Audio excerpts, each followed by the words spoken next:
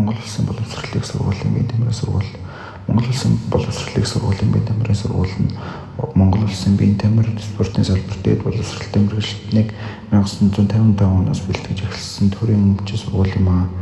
1955-аас 1956 оны анхны хичээлийн жилд Улсын багшийн институтад бие тамирын багшийг 3 жилийн сургалтаар бэлтгэж байсан бол 1957 оноос оролцох хугацааг 4 жил болгон улмаар 1960 оноос дээд боловсролтой бие тамирын багшийг бэлтгэх болсон.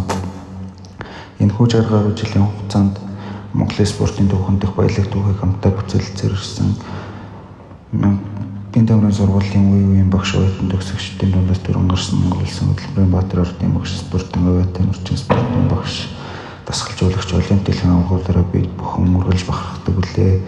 Өдгөө тус сургууль нь 800 байтан 40 гаруй профессор багштайгаар сургалтын үйл ажиллагаагаа явуулж хөгжлийн хөтөлбөр боловсруулан хэрэгжүүлж байна.